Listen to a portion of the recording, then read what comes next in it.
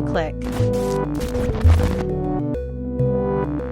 I might be a little late to the game, but I picked up and I played Mario and Luigi Brothership. So, Mario and Luigi is one of the long-going Nintendo turn-based RPGs based in the Mario universe. You got Mario and Luigi, you got Paper Mario, and you got Super Mario RPG, which really wasn't a franchise. It's just one and a remake. But anyway, Mario and Luigi, the franchise, very beloved, known for like its very cool combat, known for its unique traversal. Is unique traversing? Am I saying that right? It's unique way of traveling around the world because you have to independently control Mario and Luigi when it comes to certain parts of platforming, when it comes to jumping and stuff like that. The combat's cool. And one thing that I think everybody, myself included, really likes about that franchise, and I mean, the Mario RPGs in general, Super Mario RPG, Paper Mario, and Mario and Luigi, is the writing is always so good. The comedy is always like on the nose, super funny. You're never like giving it those pity laughs. You know how like you're watching something, it's supposed to be funny, and it says something, and you can tell it was intended to be funny, and you want to like be polite, so you kind of give it one of those like. Did y'all hear that? I don't know if you heard it. You kind of give it one of those like you just kind of acknowledging it with your nose instead of with your mouth. One of those. Mario and Luigi never needed that. Paper Mario never needed that. Super Mario RPG never needed that. So here we are, Mario and Luigi Brothership, which is big for many reasons. This is the first of the Mario and Luigi franchise that's on a console. Technically, because it's the Switch. And, you know, it could be a console. You can plug that into the TV. You can lift it off of the dock. It could be a handheld as well. So, kind of a get you gotcha. But we're still going to count it. This is the first Mario and Luigi game on a console. This is also the first Mario and Luigi game made by different developers. So, for a long time, Mario and Luigi was made by a certain developer, which is now defunct. So Nintendo hired the people who made Octopath Traveler. So when you hear that, you're like, oh, shit. Oh, shit. We're about to have a real banger on our hands, right? So then the reviews came out. The reviews came out for this game, and I'm not going to name, I'm not going to name a company specifically because that's never been my vibe. I'm not here to dog. I'm not here to dox. I'm seeing y'all out there. Y'all like to do that. Y'all like to really nitpick and, name people, send the hounds after them. That ain't me. I'm not going to name names. But there's particular reviews that really called this game out for being, like, extremely bad. I mean, the drizzling shits, not worth playing, ignore it, worst thing in a long time. And I'm here to tell you that it's not that. It's not bad. It's one of those games that I really think I'm going to see it through. I'm going to see it through to fruition. I believe I have about 20 hours in it already. I think I've looked it up. It's about 40 hours to beat on average. And I'm having an okay time. It's mid. I don't even want to say mid. Mid seems too harsh. It's not mid. I will say it definitely doesn't live up to the standard that Mario and Luigi as a franchise have set. It also doesn't have the polish that you come to expect of something that is published by Nintendo. Like, Nintendo has gained this reputation of, They release a game, no bugs. No bugs outside of, I don't know if we want to count the Pokemon franchise because the Pokemon franchise is technically not made by Nintendo. There's still that weird relationship between Nintendo, Game Freak, the Pokemon company, where it's weird. That's a weird case. Those Pokemon games, little jank. But stuff that's no shit, published by Nintendo, we normally have came to expect a level of polish, a level of care in all those Nintendo first party games. I don't think that's here in Mario and Luigi Brothership. Not to the extent that it's broken. I'm not talking about like Cyberpunk level of bad launch. But there's some frame rate skips. There's a lot of load screens. The art style though is really good. I really like the art style. I like how kind of bringing that cartoony-esque version of Mario and Luigi from the DS games in a 3D world. Some aspects of it look good and some of it don't. Sometimes the character models look really good. Then you're kind of like in the gameplay, traversing the world, and it looks a little rough. A lot of little anti-aliasing going on, but a lot of obvious anti-aliasing. I'll say that. But with that being said, I'm having fun. I'm not. I would never go as far as to say this is a bad game. You should avoid it. I will say this is not. If you're coming into this thinking like, "Ooh, I love the Mario and Luigi franchise. I can't wait to play something as good as Inside Bowser's Story." Whoa, whoa, whoa, whoa, whoa, whoa. We're not. You're not gonna get that. You're not gonna get Inside Bowser's Story level good. But you're gonna have a solid time. You're gonna have a solid time. I was not bored. The story is not a story. It's very much just things are happening, and you kind of really mashing A to hurry up and get through the text boxes so you can get back to the combat, so you can get back to the platforming, so you can get back to the puzzles. The story's not there. But you know what annoys me the most? You know what annoys me the most about this? A lot about all these critics that are bashing Mario and Luigi Brothership. All those people on X that are really like coming down on Mario and Luigi Brothership. You know what bothers me the most about that? Is these are the same people that gave Dragon's Dogma 2 nines. Do you hear me? Do y'all know what I'm talking about? Dragon's Dogma 2 came out earlier this year, and I kind of talked about it a little bit. Like I believe on the last episode, or like on some reels or something like that. Dragon's Dogma 2, y'all really hyped me up. Y'all really hyped me up for Dragon's Dogma 2. I completely skipped Dragon's Dogma 1, not necessarily on purpose, but it kind of just was like out of my radar. I didn't think there was something that I should have really, checked out at the time. It was really kind of like a hidden gem at the time. But when things came out and like Dragon's Dogma 2 was starting to get teased, it got announced, we got a date.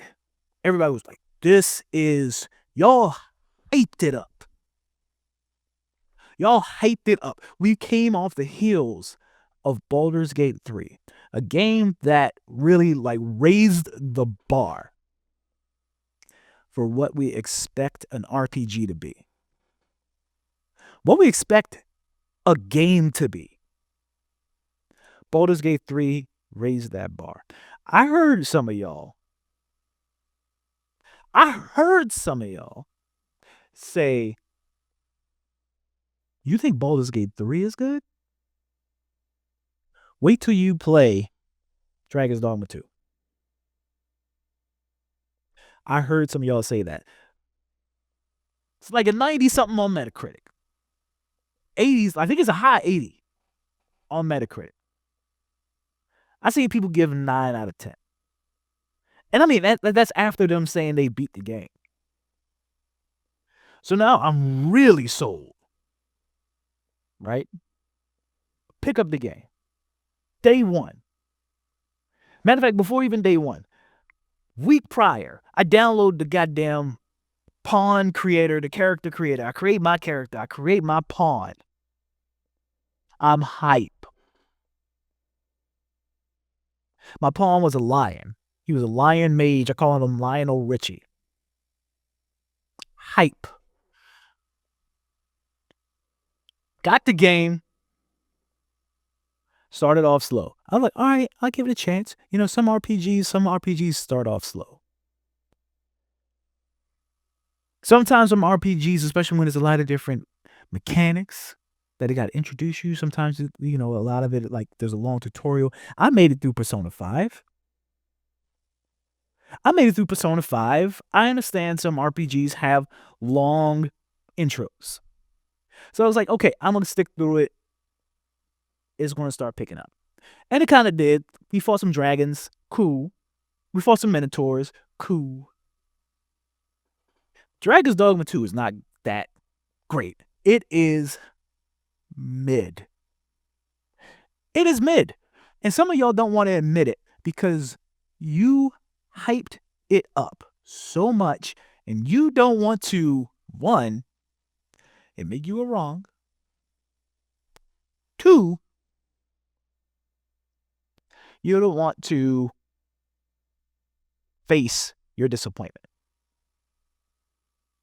And I bring Dragon Dogma 2 up specifically because there's a lot of parallels between what I experienced in Dragon's Dogma 2 and what a lot of people are experiencing with Mario and Luigi Brothership. Dragon's Dogma 1, Dark Arisen, whatever it's called, set the bar high. Understandably so. I can't vouch because I didn't play them, but from what y'all say, set the bar high. Mario and Luigi, all those other entries that we got on the 3DS, on the DS, on the Game Boy Advance, set the bar high, except for the Paper Mario crossover. I forgot what that joint's called. Paper Jam? Set the bar high. Then we got Brothership, and then everybody's like, oh, this ain't a 9, so this is a 2. It's not a 9 like the rest of them, so it's got to be a 2. Because that's how a lot of y'all think. It's in extremes now. We can't tweet about mid anymore. If we're tweeting, if we're on Instagram, we're making TikToks, we're making YouTube videos, it can't be mid no more. We can't be honest about something being average. It's got to be either really good or it's got to be the drizzling shits. I'm here to tell you that Mario and Luigi Brothership is mid. And it's okay. Everything doesn't have to be a masterpiece. Relax. Everything doesn't have to be Cyberpunk 2077 a year after launch. Everything doesn't have to be Legend of Zelda Breath of the Wild. I don't require everything I consume media-wise to be Breaking Bad. Okay? I don't need everything to be Breaking Bad. I don't need everything to be The Wire. I don't need everything to be The Penguin. Sometimes I want to watch some Rick and Morty. I know there's some of the people that really think Rick and Morty is like super deep. I know y'all probably offended y'all, and I'm sorry. I didn't mean to sneak diss you. I like Rick and Morty. But what I'm saying is I don't need, Goodfellas, Godfather levels of entertainment all the time. Sometimes I want some junk food. And Mario and Luigi Brothership is junk food.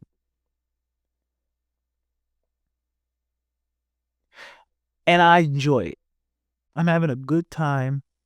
I understand the flaws, and I see the flaws. The story is not great. The writing is super, like, they really phoned it in regards to the writing. There's not one joke in the 20-ish hours that I put in the game. Not one joke. There's a character that's shaped like a pig, and she's accusing everybody of calling her a pig and like everything. Every time like she introduces herself, she's like, "I'm not a pig. Don't you call me a pig." And then she'll oink. And that's supposed to be the joke, and it's not a joke. I do not even give it the. I don't even give it that. It doesn't once get the. You don't get it. But all that aside, I'm having a good time. I love the combat. It still has that cool, super active, quick time event button prompt to magnify the damage that you do, the quick time events to dodge attacks or to reverse attacks. It still has the cool platform. And even though you don't have as much control over Luigi anymore, he kind of does his own jumping. And there's this thing. I forgot what the mechanic was called. I don't even know if you want to call it a mechanic, but you'll get to a point where you can just press L and Luigi will either help you do something or just straight up do it for you. And sometimes it's convenient because sometimes like you'll get tired of doing the same thing over and over and over again. You want to get out of the way. Hey, Luigi, handle that. Handle my light work. But I do miss like independently controlling Luigi. That was one thing that really made Mario and Luigi as a franchise, as a series, feel different from all the other turn-based RPGs that was happening. So it really does feel like these guys that took over development for Mario and Luigi Brothership kind of missed the point of what makes Mario and Luigi as a series special. So I reiterate again, if you're coming into Mario and Luigi Brothership looking for something that's on the tier of everything else in the Mario and Luigi franchise, you will be disappointed. You'll be disappointed. But if you just want to like turn your brain off, if you've been playing Metaphor Refantasio and you're getting your ass kicked, that's not. Kind of gave myself some PTSD. That game's hard, y'all. Metaphor Refantasio was hard, and I refuse to lower the difficulty on that game. But if you are looking for something a little more easy, if you're looking for like baby's first JRPG, you just want to kind of like, hey, I just want to tap some buttons, baby. I just want to tap some buttons to the time. I just want to jump on some cute things' heads. Slap some people with some hammers. Jump on some different level platforms. This is the game. This is a game that does that. And does it at an adequate level. This is like, if I don't like putting numbers on things. But if you ask me to put a number on this game, out of 10, 6.5. But 6.5s are fine. Okay? 6.5s are fine. If you're not doing anything else, you got $60 lying around, you really like Mario and Luigi,